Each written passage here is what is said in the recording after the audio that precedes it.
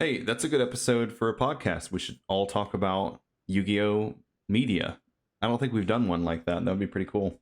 Yeah, that'd be We, pretty we, cool. Like, we if gotta just spend like 30 minutes on that episode on the episode where Kaiba threatens to commit suicide if Yugi actually beats him in that one episode. Dude, Still Yugi was a cracks me up. savage. He was like, "You won't do it." Lil Yugi was like, yeah, no, we gotta stop him. Then like, Tim was just like, nah, bump all that. We gotta get this win, dog.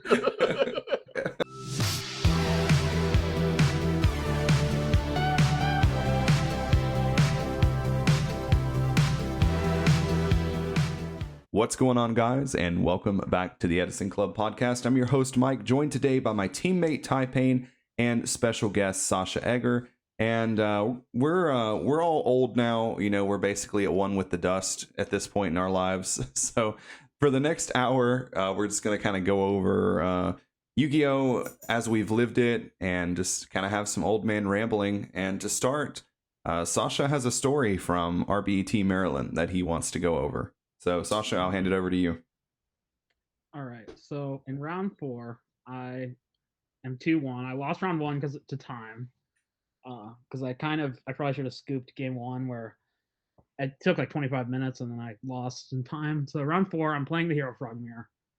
Game 1, I lose because he draws enemy controller off the top and he has exactly 4,600 with Treeborn swap and I'm 0. And game 2, I feel like I got outplayed the most I've ever gotten outplayed by like in any Edison match. So he like summons Prodigy and summons Caius, and I have 2 dupes on the field, so he clears them, and he sets a back row, and I draw. I have Gores and I have Regeki Break. I set Regeki Break and pass because I'm going to Regeki Break the back row, which is probably a discard trap, and summon Gores. So when he attacks, I chain Regeki Break on targeting the back row, but it's Dust Shoot, so he chains Dust Shoot. Oh, gosh. Hits my Gores. I lose 3 cards because of it. I don't know. It just was like turn 4 or 5, and I was not thinking that it was going to be Dust Shoot because he waited so long. Right. And I ended up losing because I Dust Shoot him later, and he has Vandy's Fiend, and then he drew a trap to destroy the Militia Edge, and I couldn't out it. But it was just really frustrating because even though like I play with some people who do wait for Dust Shoot, like I opened Substitute Prodigy, so it would have been really good if he Dust Shooted me on turn 1, but just was very frustrating. But it was a fun event. Yeah, I ended up that is frustrating. 6-3 basically. I gave my friend the win in last round to help out one of our other friends with tiebreakers, but yeah, it was pretty cool. I do feel for Cameron though, how he lost in top 16. That was the most absurd thing ever. Yeah, do you want to tell that real quick? I know you know the story. I was going to try to get Cameron on here this morning, but he had to work this morning. Yeah. So it's game 3. It's playing against Diva Hero, and the guy has Gold Sword for Miracle. And so Cameron has Oppression set and Brionic face up. And the guy has like set the Miracle and he's top decking, and he's at 1500. He draws a Lure and activates it, and draws an MST and the Dark. So it couldn't have been heavy because Miracle was set. So he had the Dark, and then he MST the Oppression and played Miracle and came back and won. Wow. Oh my gosh, dude. I've done so good not getting upset. I think I would be visibly upset. I'd be like, he was what reasonably the heck? pretty upset about that. Yeah, I mean, rightfully so, man. Like, what the heck? It's like you said, like, it couldn't have been Heavy Storm. It had to specifically be those combination of cards. Yeah. Like that is literally a miracle of a play. Boo. Boo. I'll see myself out. Oh man, poor Cameron. That's always like the story of like some Yu-Gi-Oh players is like they'll go like undefeated throughout Swiss, but then just get like sacked in like the first round of Top Cut, and it sucks so bad when that happens. Yeah. It's like when we were at the 5K and I got the last play of the game, and I got crowed by the Lightsworn guy. That he like the last card he drew, it was DD Crow, and literally like lost because of that because I had nothing else to do. Hey, I tell you what, try playing Lightsworn, okay, against zombies, all right, and opening up one of the going second and opening up all like your trap cards, right? and you set 3 of them, and your zombie opponent Delta Crows you with their 1 Gale on the field. With their 1 Delta Crow. This happened to me at a PS5 tournament like 2 months ago. And I was like, wait, that can't be real. That's insane. It is insane. And I was just like, why do you play Delta Crow? And even more than that, okay, like, why didn't you put it in against Lightsworn? Out of every deck that you could do that again. He played 1 Delta Crow and 1 Gale. And I was like, you know what, man? I'm willing to accept the fact it's probably just not my day today. Hey, boy, you know as a Lightsworn player, you know you gotta side out your Judgment Dragons and your Wolves. You know that. That's actually the worst thing I've ever heard. I actually think I'd be least offended if you insulted my mother. Hilariously though, like when Adam and me and Yicheng won the 5K, Adam resolved Delta Crow like siding it in just in Blackwings, and he won a game in the finals because of it. Yeah, I think the Delta Crow's underrated, like in your Blackwing deck for sure. Oh yeah, for sure. I enjoyed Delta Crow when I played Blackwings for a while last year. I saw it happen at YCS Raleigh a few months ago, where the Blackwing guy goes like Whirlwind, Shura, Gale, Bora, pass, and his opponent sets 4 traps and gets in-phase Delta Crowed from the hand, and I was like, oh my god, that feels so bad. God. Because like that card's so underplayed. Like I can't even say that I'd be like, oh, he has Delta Crow. You know, I'd be like, oh, he's probably just setting up a field so he doesn't like get hit with Torrential or something. Then you set your traps and. That's like by far the best way to use it. Like if you use it on the end phase when they set 2 or more, that's like because they can't chain anything. Because if you do it later, they can still chain like Icarus or whatever, discard or draw traps. But so like in that particular scenario, it is very, very good because it's kind of like a free Icarus attack where you're keeping your monster. Yeah. That was crazy. I was like, well, glad it's not me. Okay, so let's bring out Time Wizard and let's turn the clock back to your very first Yu-Gi-Oh event. So this can be like your first locals, your first regional or YCS, whatever. Let's kind of keep it to like when you were trying to play like somewhat seriously though, like instead of just summoning Blue Eyes with no tributes and doing your best Kaiba impression. Like your first event you went to, you were like, I kind of feel, you know, like you have sleeves, you have a deck box, you have a real deck. So let's start there. Who wants to go first? I'll go first. Okay. So I remember the first regional I topped was they used to have when they'd have like SJCs in Durham or wherever, they would have like a regional the day afterwards. And a lot of times those regionals were pretty tough because a lot of the like people who were there for the YCS would just play in them also, or the SJC. And this was during September 2005. So this is the format right after the banlist after GOAT format. So Cyber Dragon was really good. A lot of people played Warriors. People played like Monarchs and stuff. And I mostly just I was playing like a Monarch type of deck with like the Koichis and Spies and Pot of Avarice. But this is before Ryza, so the only Monarchs you had were the Stalos, the Borg, which was really good, and Mobius. And you kind of just, it was like all the games would like last forever because it was just so grindy. And things like I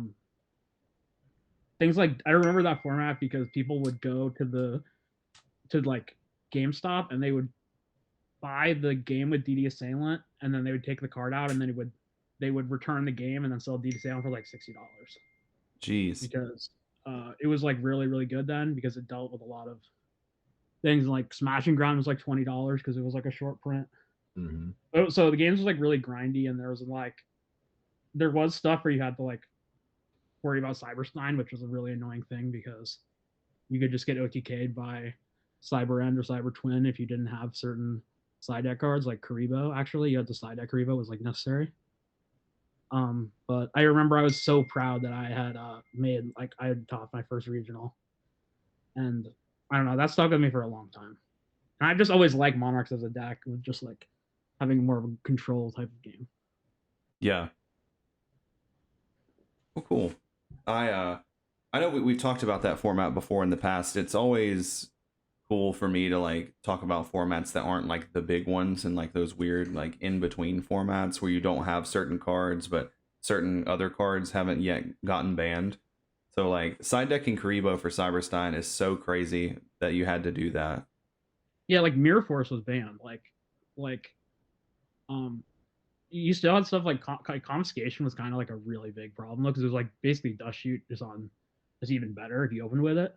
Yeah. But like it was a lot of basically nobody really plays that format as like a retro format because the solve best deck is so annoying to play against, which is Cyberstein Monarchs with Last Will, where it's basically like you can just go Tribute for Mobius, Last Will Cyberstein, and then or because Last Will's at 3, and you have it's the errata where it's anytime you tribute or something goes to the graveyard. So Oh wow. Okay. basically, that format's like nobody really plays it because everyone just doesn't like Cyberstein, so they're sort of. At the time, it was interesting though because, like, and there's a lot of like cool like toolbox decks like Mystic Tomato and things like that.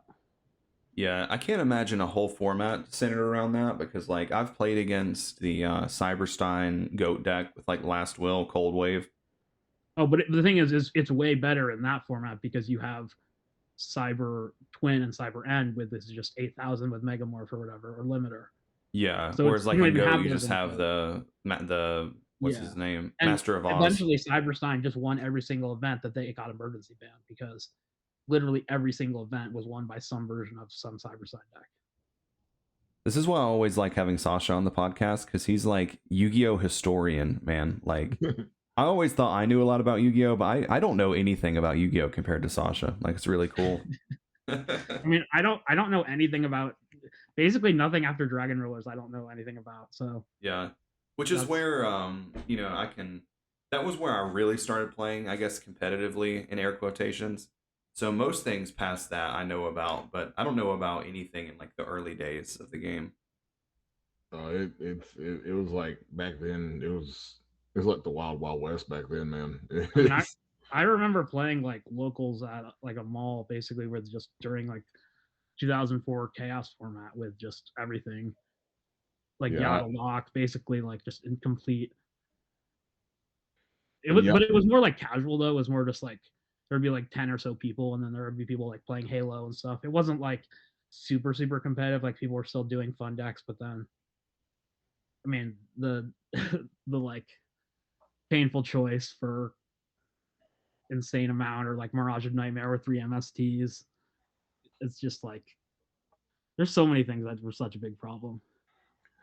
like it, like Yada Lock as like I think I was fifth grade, or like around when that was happening. And I was Yada Lock as a fifth grader frustrated me to no end. Yeah, because a thing that was weird is there was also the Yada Lock format, which was the World Championships in 2003 before Chaos Emperor Dragon. So there Yeah, was a whole Yada Lock deck that was even more grindy that it was still trying to Yada Lock before using the Chaos Emperor Dragon Sangan or Witch effect. yeah. And that's like a lot of people are like, is this game gonna die because it's so boring having to cover this both players trying to Yada Lock each other and not actually doing anything. And also that was the time of Magical Scientist OTK also. I remember that. I remember that deck as well. Our friend Michael Gammon, he used to play that deck and would destroy me. Oh, jeez. Back at our old locals, the aka the candle shop. So I've never played against it or never even watched it play. How does it get out Catapult Turtle and Magical Scientist? Is it like Last Will? It's yeah. So you go like Painful Choice, you have Last Will, you also have Raising and Monster Gate. Mm-hmm. So basically, once you get them both out, there's enough fusions that you have like 7 fusions where if you Catapult Turtle, that's exactly 8,000. And I see. if your opponent doesn't have Imperial Order and you don't have MST or something, there's a very high likelihood that it's just game because you still have like 3 giant True Natives stuff. So Jeez. Okay, it's been my history lesson on why Magical Scientist can never get unbanned ever now. Well, the thing is, what's hilarious is Magical Scientist just as a one of, not in the OTK, just in the regular Chaos deck, was also completely insane because you could just summon Thousand Eyes to get rid of something, or if you knew they had a trap or something, you could just summon Bolter or Ryusenchi and just negate the trap and go for game on that turn. So even just in general, being able to just use it for whatever thing you needed to use was just crazy because you could just have a giant toolbox of any fusion that you needed in a certain situation. Yeah. Back then, like there was no limit on the the fusion deck back then. There was no limit, so you could pretty much have whatever you wanted. Yeah, but it's not like you even need more than 15. It's just saying, like, let's say your opponent has BLS and no back row. You can just out it with Magical Scientist and the Thousand Eyes and equip it, and then it dies in the end phase, but it doesn't matter because you already killed the BLS. Yeah. Yeah, I don't think that card will probably ever get unbanned. Can you imagine? I don't even know. I've been out of the advanced for so long. I'm sure there's been even more broken fusions that have come out, but like, well, the really broken one was Kit Kalos, the tier limit one. Yeah. It's like a level 5, and you can get it with instant fusion, where the effect was when you summon it, you can either put a tier card from your deck into your grave or add it to your hand. But then the second effect is you contribute it to special a tier monster from your grave or hand, and then when it's sent to the grave by card effect, including its own, you mill 5. Not your opponent, just you. Yeah. I was thinking super simple about that. I was like, just imagining just Magical Scientists and out a window. I was like, that's as far as my brain. Well, that deck would do that, where before they'd realize window wasn't good, they'd just summon window on your opponent's turn. Yeah. My mind went to Dragoon, like just Magical Scientist out Dragoon. It has to be 6 or lower. Oh, okay.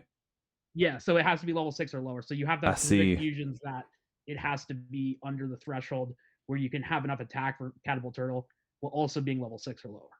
I see. Okay. I gotcha. Yeah, that would have been pretty wild to Magical Scientist out Kit Kalos. Then like there's still like being able to go Ryu Senshi or Thousand Eyes is just still insane if you're just not like if you're just wanting to use it for just a generic whatever, because you can also just search it from like Sangan or whatever. Yeah, when you really look back on it, I know like especially myself, I talk pretty negatively about like the way advanced format is now and like there's no interaction and stuff like that, but looking back on it, there were a lot of dark times in Yu-Gi-Oh's history, which would be like what we just talked about, Magical Scientist, where you just die, demise OTK, which I think me and you have talked about on an episode before. Okay, that's like, so bad. I mean, the thing is that wasn't even like the best deck. It was just like you'd play against it and you literally would feel like there's nothing you can do because there were no hand traps then, and something like DD Crow didn't stop it. So you just sort of had to get super, super lucky that they just bricked drawing all insect monsters because it was so easy to do. Like 1 advanced ritual art, 1 demise, 1 back row clear, and 1 megamorph at 8,000. Like, and there just wasn't a lot of back row that you could deal with that. Yeah, and then like from there you get into like Frog FTK, which was really consistent for the time. Like I'm pretty sure that deck FTK like every 9 out of 10 hands, and even when it didn't, it's FTK like 77% going first. That's what it is. And then, but the scary thing about that deck is you can, in games 2 and 3, it's like a weird mind game thing where they can side inspell or trap removal, and you can just side out mass drivers and armor and colossal them instead. It doesn't even matter. So you don't even need that version of the OTK because of how broken everything was. Yeah, so crazy. Rodent Totem literally changed everything with that format. All right, Ty, you want to tell us about your first real Yu-Gi-Oh experience? So my when the first like real deck that I remember taken to a regional, and it was well thought out, wasn't like some just like real bad homebrew that I thought was just like next level meta. I remember I was a real big fan of like Hydro Monarchs and like Hydro Pump, Mitchell Naus Monarchs. No, he's talking about Hydro Geddon. I'm just kidding. Hydro Geddon used to be legit because there was a format where basically the best deck, or what people thought was the best deck, was this deck that just played Tomatoes and Apprentice Magicians and Monarchs, and Hydrogeddon would be so much pressure that it actually legitimately was decent. Like, and Drillroid was like actually good.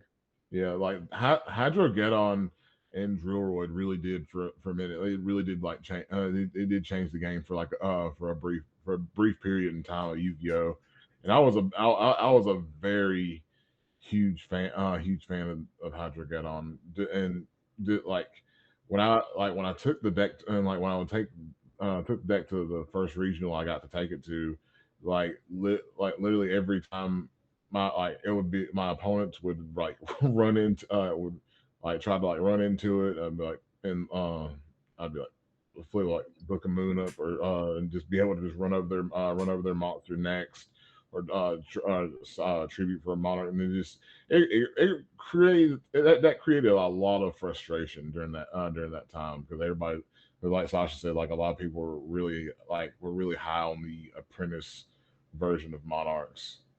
Yeah, it's not that that deck was bad, but that Hydrogeddon strategy was really smart because basically the format was so slow, and unless they had something like Cyber Dragon or like Soul Exchange and a Monarch, if you get one Hydrogeddon +1 and then just summon a Monarch on the next turn, they're just gonna have a handful of monsters and it's just gonna be game because the deck played so many monsters then.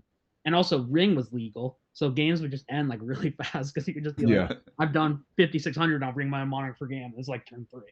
Dude, Ring of Destruction. I cannot count how many times I saw how many times I saw like people just lose straight up just because of Ring. Like I remember I was at I think it was at yeah no yeah it was SJC. I forget which it was. Forget which one. Paul Lynn who won with he won the one before that with Ancient Gear, and I was watching him. Me and my friend Joey, we were watching him play at the next one, and he his opponent is on like some kind of like weird machine deck, and his opponent goes and like brings out Cyber Twin off of a Future Fusion, and he tries to attack and Paul Lynn Wabakus, and he goes and he decides to go limiter and then rings him for the damage. Oh my god, damn, that's crazy. I was just like, what did I just witness? Yeah, because I remember Ring didn't at the 07 Nationals. Ring was still legal, and that format was the last format where you could play 3 Bring Control and 3 Dust Shoot. And Ring was because Ring was also like Demise of Decay could do like 4,800 to you and then ring for game. Yeah. So it was like another stupid thing where that's like part of the reason why stuff like because Metamorphosis wasn't banned yet, so you could go like malicious into Ryu Senshi and then summon like Ryza, and you could be protected by certain things, which was like really nice. I have fond memories of that format, even though that format is extremely not like healthy because of Card Trooper Machine Dupe, and there was a really good deck that played Cyber Phoenix. That was just a control machine deck that played 3 Dust Shoots, 3 Cyber Phoenix, and it was just like built to beat like all the Destiny Hero and all the Monarch decks because you couldn't target Cyber Phoenix with brain control.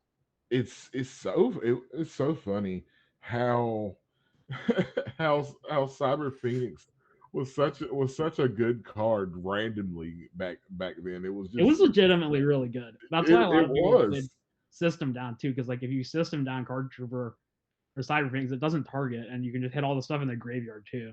So that was like pretty legit. I remember I used to play that as just a, and also because Cyber Dragon was at 3, so basically every deck played 3 Cyber Dragon and 3 Card Trooper. I'll never forget this for the sake of my life. There was at our locals back then. Our friend, our teammate and friend Brandon Combs, he was playing some type of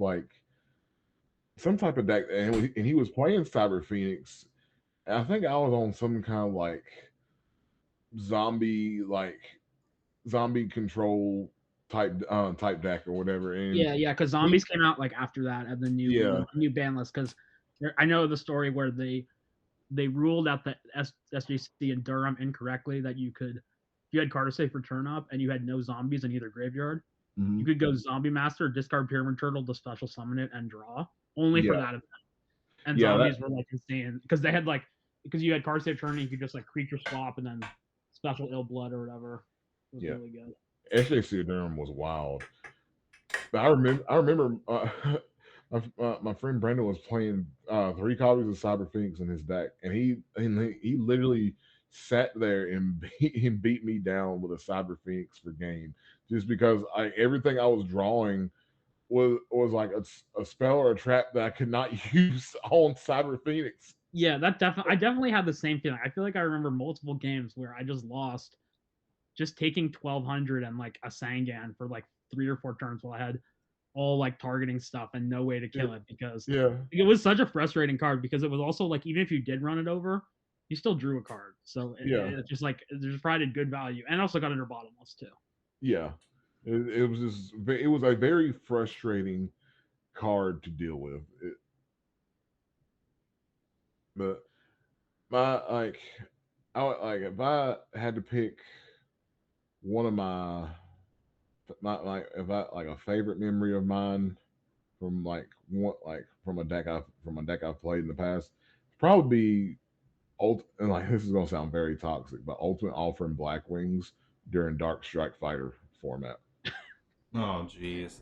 Oh my god. All right, go ahead. Relive the glory days. Tell us all about it. Dark Strike Fighter.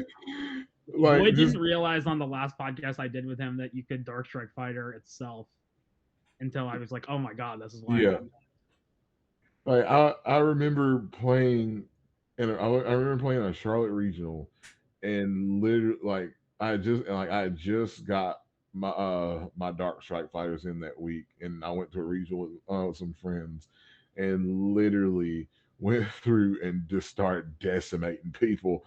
I end up with bad luck. I won my first 6 rounds and ended up losing my last 3, and I was like happy, but I was like also disappointed that I didn't top that event. Is Black Whirlwind at 3 at that time? Yes, because it's just when the set came out. So also that's the format where Gale is at 3. Yeah, Gale. The thing is the power level of that format is really, really high because Light Swarm basically had everything. You had Dark Strike Fighter, you had the whole Synchro Cat engine with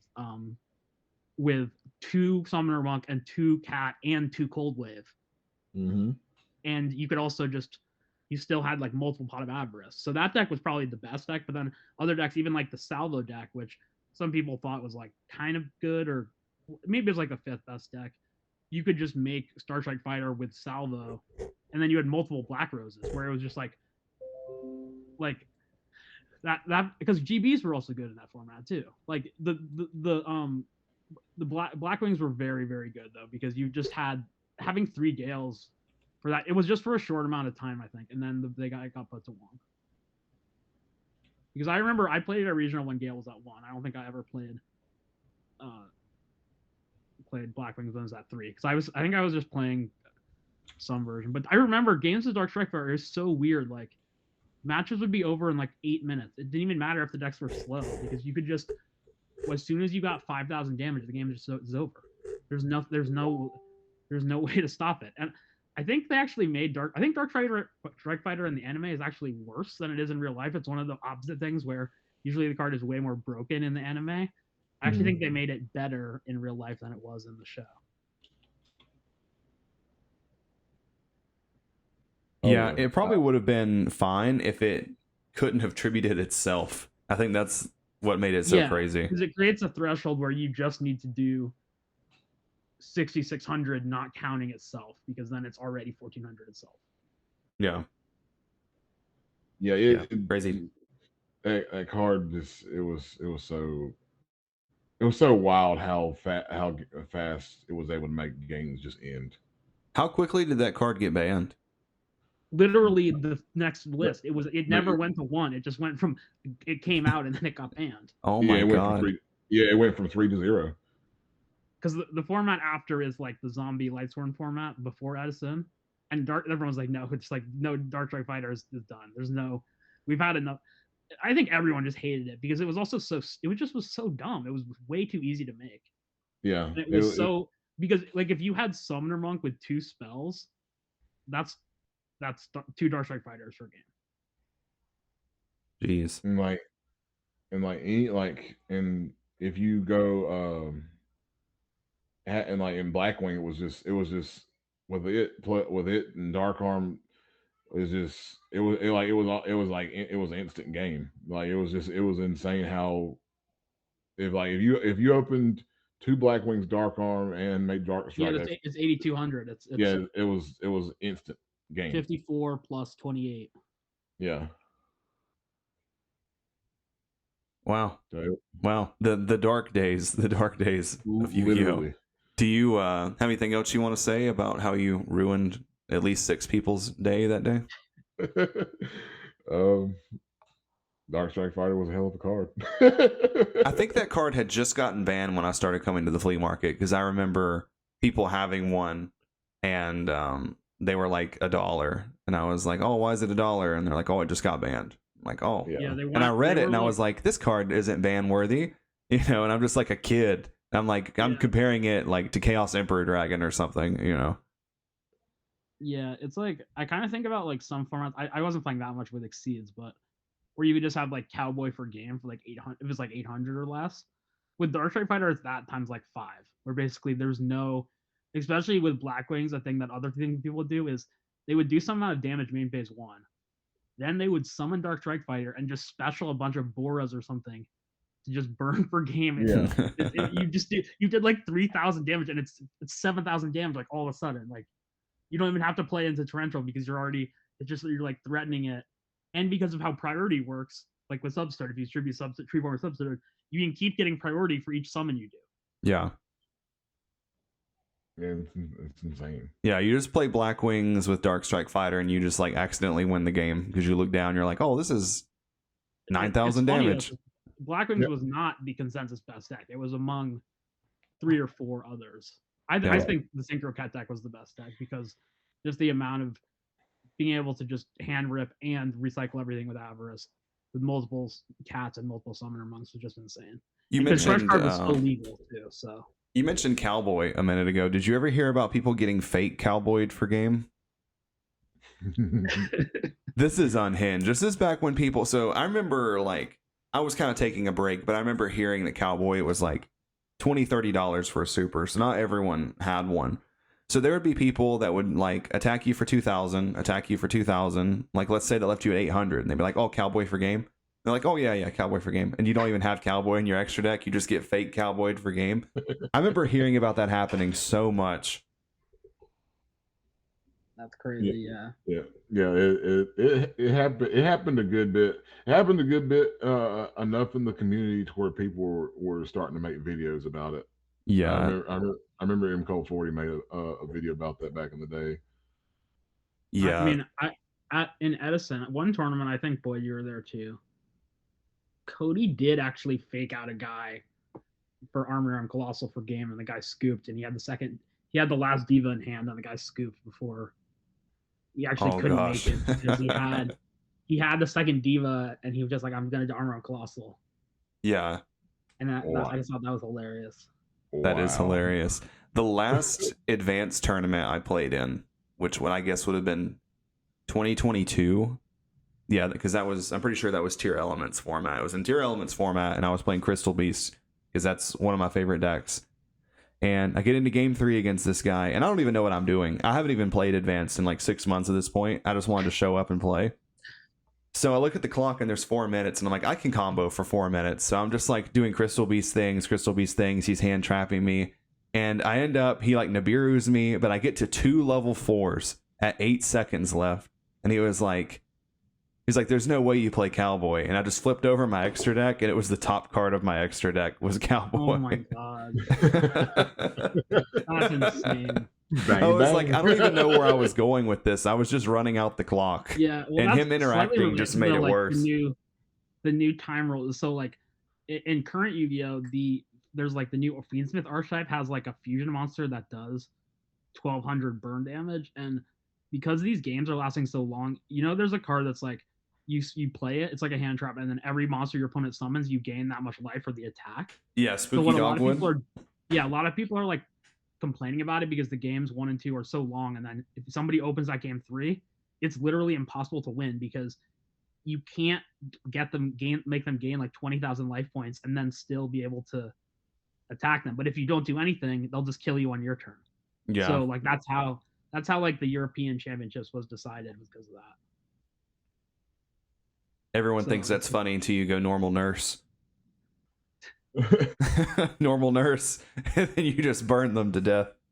Well, I think it's like if you don't summon anything, the player who plays it loses half their life. Yeah. But it's not with like a minute left. It's like with 5 minutes left. So you have to either decide, can I do anything? Because it's not going to be enough time. So most times you'll just still do their full combo. It takes forever, and then it's game because they have too much life for the opponent. Yeah, I saw on stream a guy spooky dogwooded the YuGiOh deck, which everything they special is 0 attack.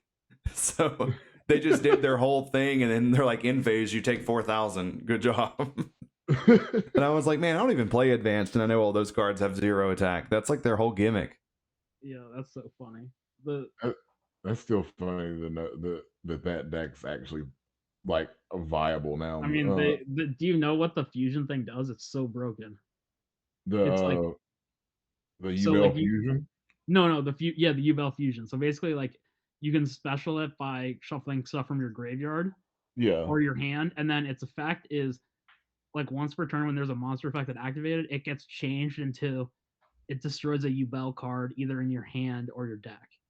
So it just not only negates the effect of something, it changes it to giving me another effect by popping another one of my cards in my deck.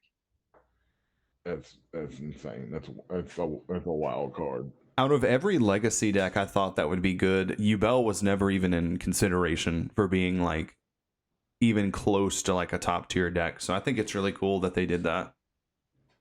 I remember back in the day when that card came out, like I remember people tried their best to make like viable decks with that, and like playing like stuff like Mystic Tomato, like Limit Reverse. Mystic Tomato, Limit Reverse, the Calculator. Not the calculator. The calculator, dude. Not the calculator. Videos of people playing that. Because YuGiOh's level 10. I have good memories of Limit Reverse though, because like I remember I played it at a regional like before Disc Commander was banned, where you could play multiple Limit Reverse with Disc Commander and then 3-card Trooper, and it was insanely good. I remember I was just, I think that was the top 8 I lost to Future Fusion Overload in top 8, but I felt like that was like the best I've ever felt like I've played at a regional. Yeah, that's like, cool. Being able, because also that was right when Caius came out, so people were playing Caius instead of Ryza then. Yeah, I think that the like 2007 is probably like one of my best. After that, I didn't have as much success like on like the regional level really.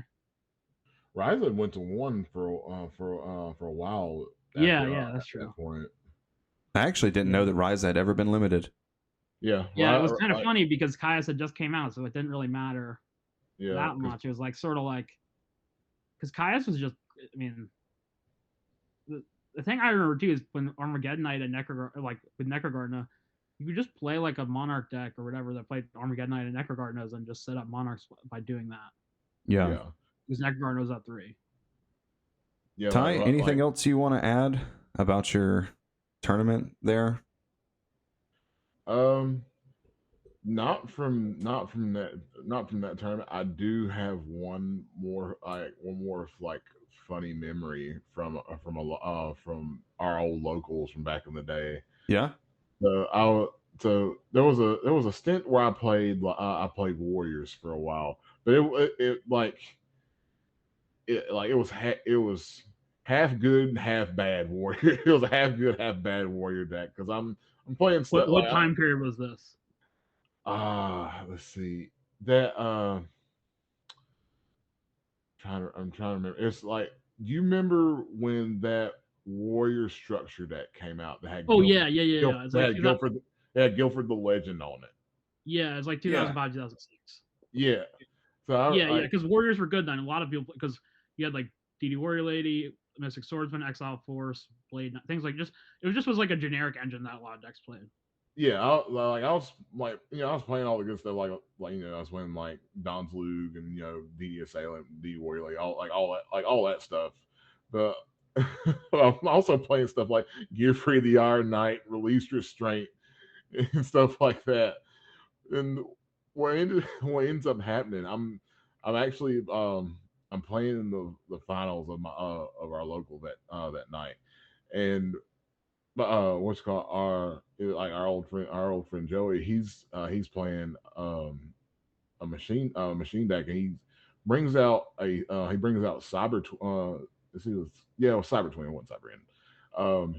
And I go summon Gear Free the Iron Knight, activate Release Restraint to bring out Swordmaster, and then activate United We Stand on the Swordmaster. Oh And my I was gosh. like, Oh my Swordmaster effect to pop your cyber twin dragon. Tap for game. Oh my god, that is unhinged. That's the greatest That's thing I've ever insane. heard. Dude, it was such a Yu-Gi-Oh moment. That's crazy. It is funny that because like Gear Free would like Smoke Grenade and was like a thing because Smoke Grenade actually got banned in like Yeah, it but did. also like boy, do you know about the Gear Free FTK that was like insane? With Butterfly Dagger? Yeah, it was like Yeah, the yeah. easiest I do FTK actually know ever. about that one. Like that was just like the biggest mistake ever because it was so easy to just get Exodia by just playing it like with Yeah, Gear Free. I knew about that one, and then I know about the people that tried to like replicate it with Woodland Sprite, but it doesn't work with It Woodland doesn't Sprite. work. Yeah. Yeah. Yeah. Yeah, I've heard about both of those. So, I guess I'll go over my story from my first ever regional, and this is a good one because it's quite unhinged. So my first regional was this is I guess 2014, which wasn't that long ago. So like 2013, 2014, it was a Roanoke regional. Is this before? Is this like during when like the Shadal BA? Yeah, this is Stellar Knights? before then. Okay, so it's before they changed it, like where you could draw. You don't draw going first. Yeah.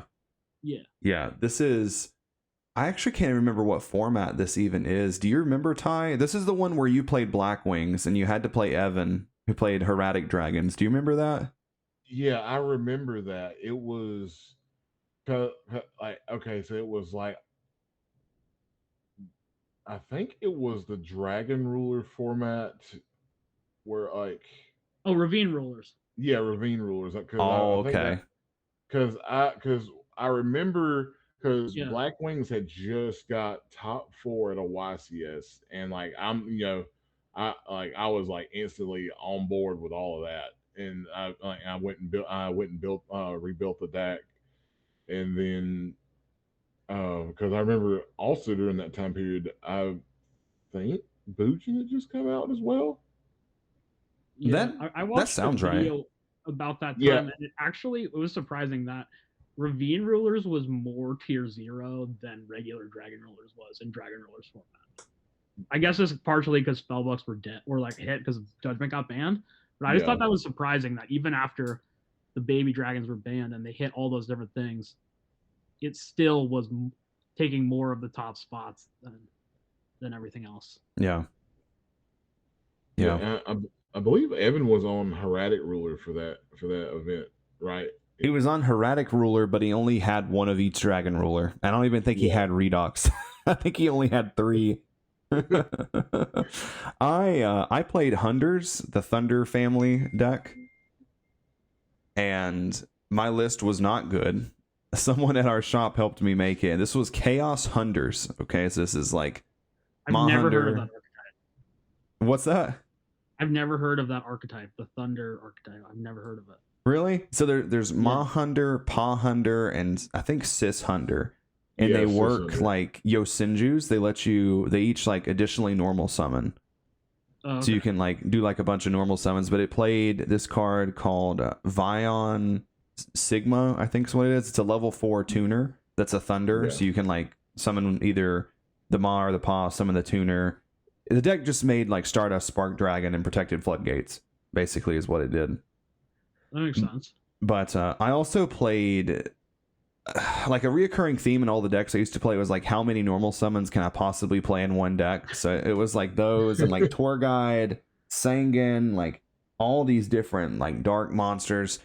And I was so worried about losing to Light Mirror, even though basically no one was on Light Mirror. So my friend Taylor was like, why don't you just play that deck with a bunch of traps and side into Gladiator Beasts? So I was like, at this point, I'm just like, that sounds like a great idea. So that's what I did. I played that deck and I sided into Gladiator Beast and I played way too many monsters. So sometimes you would have like Tour Guide with like Laquari in your hand. But it was so funny because I got light mirrored 3 times that day and they would like flip over light mirror. And I'm just like, all right, Prisma Test Tiger, not even Prisma Test Tiger because of light mirror, but. How would you know they're bringing Light Mirror? Because you have to decide after game 1. So would it just be like a game 3 thing where they sided Light Mirror and then you bring in the GBs game 3? I think you're putting too much logic in this. I think I was just really bad. Just wanted to do something dumb.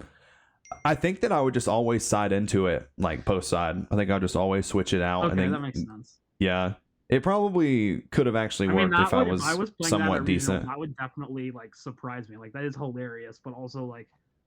I would not expect that at all. Yeah. And you could like I remember one time like I would leave BLS in the deck because you could banish Gazaras and Prisma for BLS. And I think that actually happened once. I did not get my invite, needless to say. I don't even think I got close, but that was my first regional experience. When I was playing, it was hard to get your invite because you had to get. It wasn't like nowadays it's like top 32 or top 48 depending on how many people. You had to get top 4. Like you had to win in top 8 to get your invite. Yeah.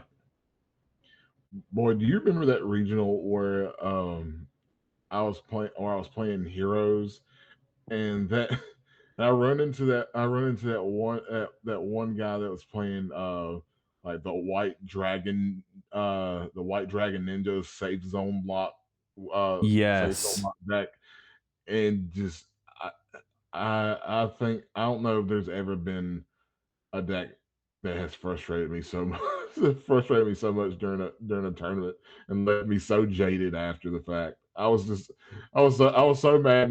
My opponent was trying to set me like good game after. I was just like I don't want to hear none of this. Yeah, I don't want to shake your hand. Like get your hand out of my safe zone. Right. Like I remember, so like obviously that was really obnoxious, but it gets worse when Master Key Beetle comes out, Key Beetle Safe Zone.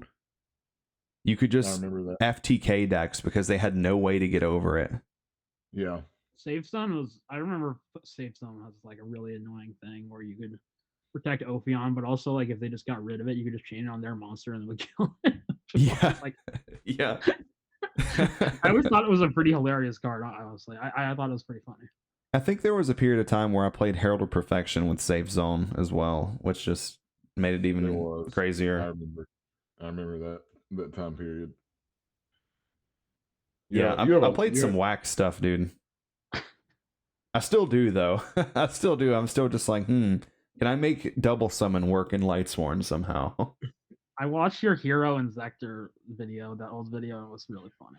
Yeah, those, like I said, I think I even said in that video, I was like, how many normal summons can I put into every deck I built? I played the Hero engine and the Diva engine in every deck. It's like, all right, Black Wings, September 2016 format, Stratos, Ocean, Future Fusion, like the whole thing. Just so many normal summons. I'm still surprised I'm not canceled from that video yet. Yeah, you would also ask me, like, how's this been working? And I know that I was lying. I'd be like, oh, yeah, it's really consistent. I'm like, bro, there's 18 tribute summons in here. Just like, what was I doing? Literally, what was I cooking? Whatever I was cooking, the kitchen was on fire. Like, the whole house had burnt down. Inzector Zero, like, what's the synergy? There's no synergy. I think the funniest part of that whole thing, like other than like the 18 normal summons, was the extra deck. Oh, didn't I only have like 4 cards in the extra deck? It was like three zeros and a dark end dragon. You had mentioned Gachi Gentetsu, but you didn't even have it in there. Yeah. Somebody was like, "What do you do when you summon 2 divas?" I was just like, "Pass." Oh god, dude, it was so Like, bad. I need to summon out this level 6 star, which I don't Like, have also. it's so bad because like when you watch those profiles too, like all my cards were ultimate rare. Like, why did I not have an extra deck? Also, how are you playing Diva with 1 synchro? Like there's You like you didn't don't. even have like Stardust or Colossal or like you didn't even have like bad synchros. You just had no synchros. I just had no synchros. I didn't even have like You don't even have armory Dragon arm, Knight. dude. Yeah. It's just in there to boost absolute zero. Those videos are so bad, dude. They're so bad. They're hilarious. They're like unironically hilarious, and there are still really so are. many I haven't covered, and some of them I can't even bring myself to watch. Like some of those, like all of those I do, I'll just randomly pick one. Like I don't watch it before I do it. And obviously they're really old. I have seen them before, but some of the stuff that gets said in there I had forgotten about, or I might would have picked different videos. But yeah, those I was not a deck builder. None of us were. Boyd, Yiching has been working some on like a Herald deck for Tengu, and he's had some. It's been working a little bit with like advanced ritual art and being able to like play agent stuff with it. Like I've been playing against it a little bit. It's been pretty solid. I like how you can tour guide into Jin, and then lock with it. Yeah. That was something I really wanted to do in that like short stretch where we were all on Tengu. As I was like, maybe I should play Herald with tour guide and just Jin lock people. I wonder if Konami's ever going to do any more with Tengu. I feel like they might, but I feel just like with Edison, it's just so. I think it's just a bigger. I don't know. I also feel like some people are. I like Tengu fine. I do have some issues with it though. Like I think if I had to choose between Edison and Tengu, I'd probably play Edison because Tengu has a like, in my opinion, certain choke points where it's like Solemn Warning is so good, and it's like you better have the exact hand trap or you're getting massive comboed. Like there's a lot of like you better have it at this moment where it's not like Edison where there are things like that like Dark Arm, but you can recover most of the time. And there's just so many boss monsters in Tengu that it can be frustrating. Yeah, they have Agents has Dark Arm at 3. Yeah. Agents has too much. That's what Agents has. They have Dark Armed at 3, BLS, and Christia. Herald. And 2 Tragodias. Yeah, they have way too many boss monsters. The best version of that deck is the one that plays Card Trooper and Call of the Haunted, though. Because if you do that, then you can Call the Haunted Hyperion, Crash with Thunder King, and like just like I think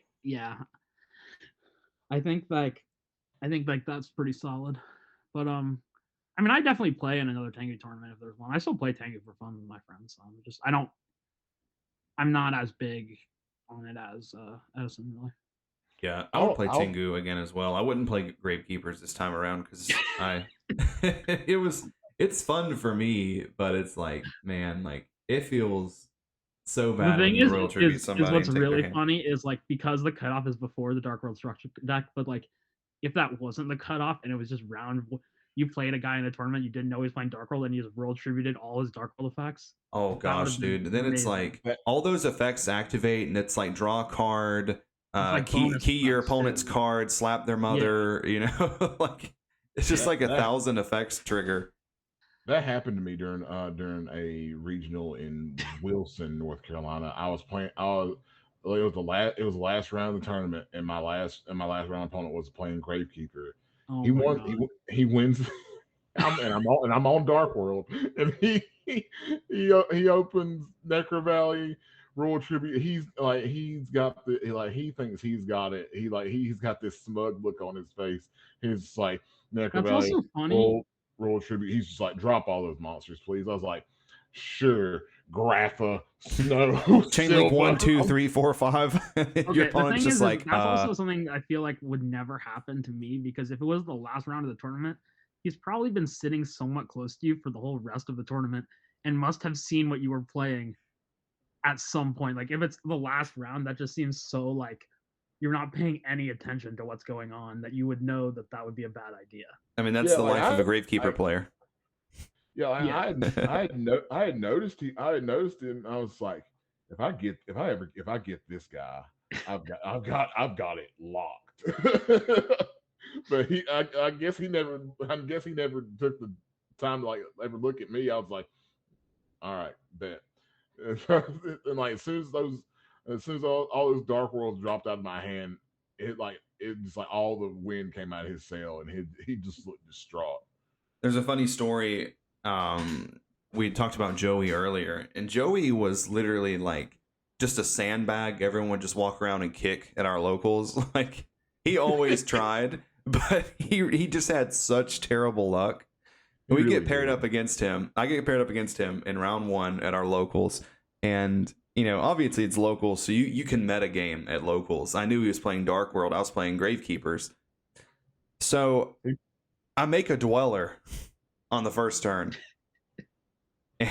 Or actually, before I even do that, he was just like, please Royal Tribute me. And I was like, okay. So I make Dweller, and then I Royal Tribute and hit his whole hand. Oh my god. And he was just like, you would never do that in a real tournament setting. You know, like, blah, blah, blah. I'm like, yeah, you're right. But I know you play Dark World, so drop your hand. Other than Cara Curry, he would play whatever I played. Yeah. So that was, he was very upset. And I guess I get it, because like, no one's going to make a turn 1 Dweller. I don't even know how I made a turn 1 Dweller in GK, but I did. Turn 1 Dweller. How did you do that? Did you like I'm trying to think how that's even possible. Did you like Hey, if you play enough normal summons in your something? deck, you're bound to be able to do something eventually. I'm thinking the only way you could do that would be like Book of Eclipsing your own spy that you set. I probably played like one of those like Goblinberg or like Kage to Kage, like one of those level 4 things you can get 2 out. Yeah. That's probably what I play. That sounds pretty up my alley. Something that shouldn't be in there.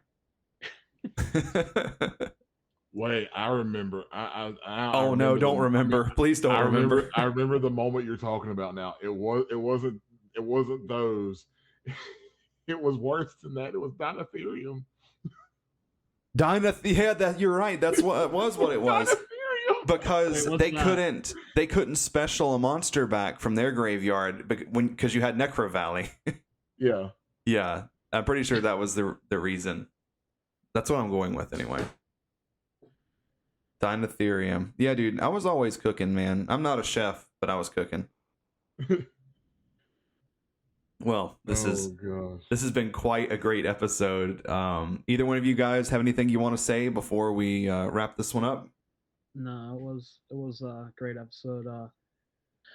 Yeah, thanks for having me on again. It's always fun. Yeah, always a pleasure. Always enjoy it. Yeah, as always, it's always fun to hop on and old man ramble. Yep, exactly. You guys will be at the Switch tournament next Saturday, likely, right? I should be there. I'll be there for sure. Okay, Same. Cool. All right, guys. Well, this is Mike, Ty, and Sasha, the Edison Club podcast, signing out until the next one. Always remember, no more than 35 normal summons per deck.